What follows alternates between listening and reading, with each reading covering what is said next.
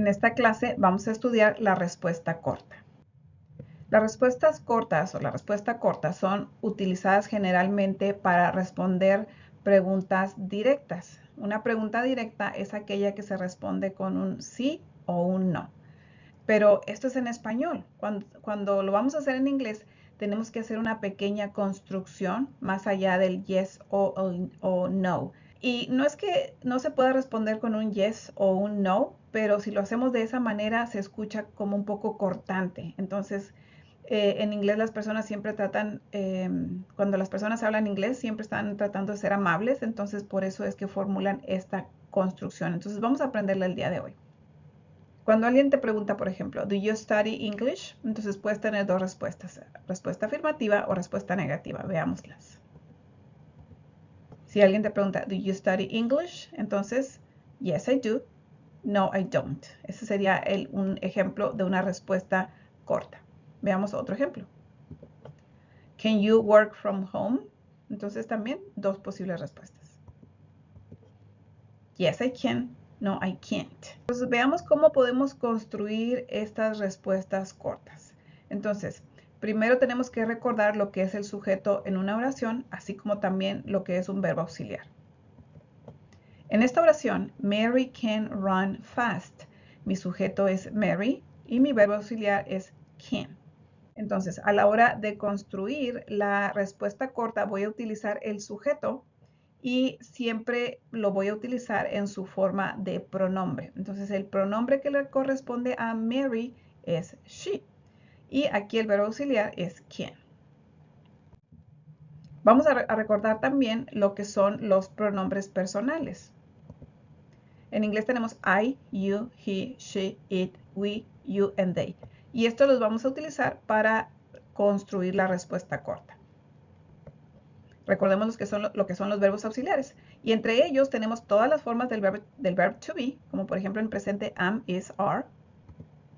En pasado was, were. En futuro will. Todos los verbos modales como can, may, should, must. Algunos pasados de los verbos modales como could y might.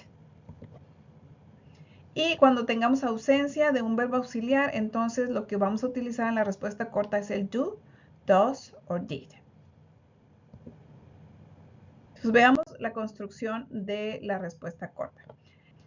Les voy a dar un tip para hacer más fácil las respuestas cortas. Entonces usualmente el mismo auxiliar que me están dando en la pregunta es el que voy a utilizar para la respuesta. Pero de todas maneras aquí les presento esta pequeña fórmula que me va a servir para construir la respuesta corta.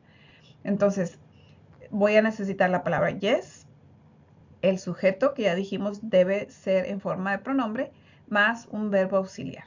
Entonces la pregunta, can Mary come here? Una respuesta afirmativa. Yes, she can. She, recuerden que es el sujeto ya en forma de pronombre y el mismo auxiliar que está utilizando la pregunta, ese lo voy a utilizar en la respuesta. Generalmente, ahorita vamos a ver algunos casos donde no es el caso. La misma pregunta, pero ahora dando una respuesta negativa. Can Mary come here? La voy a construir como con la palabra no, el sujeto, que también lo vamos a poner en forma de pronombre, el verbo auxiliar, más la palabra not. Entonces, mi respuesta negativa quedaría no, she cannot. Pero lo más recomendado es utilizar la contracción.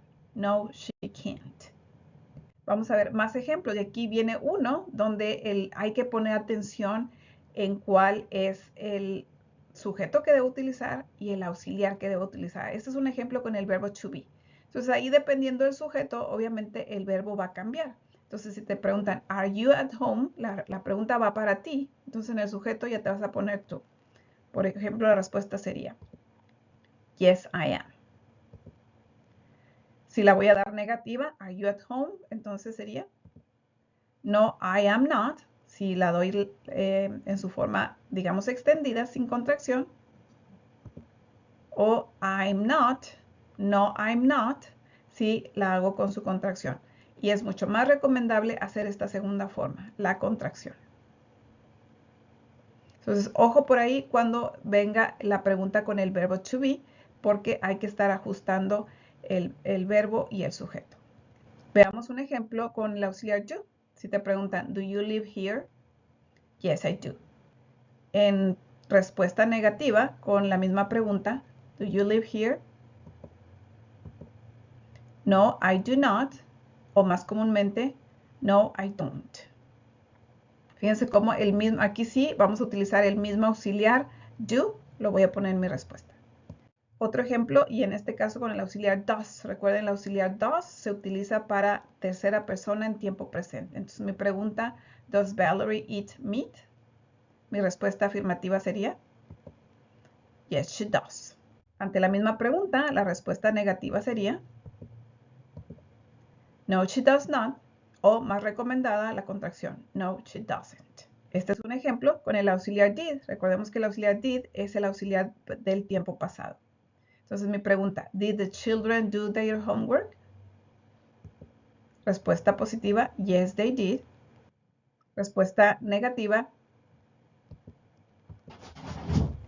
no, they did not. O no, they didn't. La segunda, más recomendada. Cuando tenemos respuestas positivas y ante este tipo de pregunta, are you at home? No es recomendado hacer contracción, aunque sea posible, aunque gramáticamente sea posible, en una respuesta positiva no se recomienda hacer contracción. Entonces, no debería decir yes, I'm, debo decir yes, I am. Entonces, la respuesta positiva no se recomienda la contracción, pero sí en la respuesta negativa. Veamos ejemplos de respuestas negativas con contracción. Are you at home? No, I'm not. Is your mother at home? No, she's not. También puedo responder, no, she isn't. Veamos aquí un error común que a veces hacemos los estudiantes de inglés.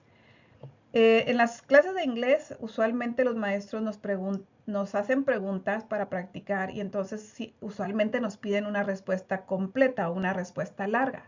Entonces, de alguna manera nos llegamos ya a acostumbrar a dar estas respuestas largas. Digamos que si te preguntan, did you study your lesson? Una respuesta larga sería, yes, I studied my lesson. Porque usualmente eso es lo que los maestros nos piden. Pero aquí, al estar aprendiendo ya la respuesta corta, de repente empezamos a hacer esta mezcla de la respuesta corta con la respuesta larga.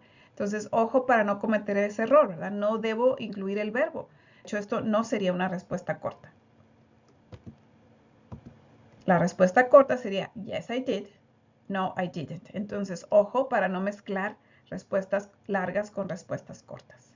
Entonces, si tu entrevistador, tu examen, tu profesor te pide una respuesta larga o completa, esta sería la respuesta que deberíamos dar. Did you prepare for your test?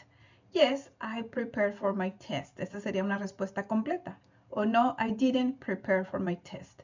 Ahí, por ejemplo, vamos a incluir en una respuesta larga o completa, vamos a incluir la conjugación adecuada del verbo. En el otro ejemplo, does Valerie eat meat?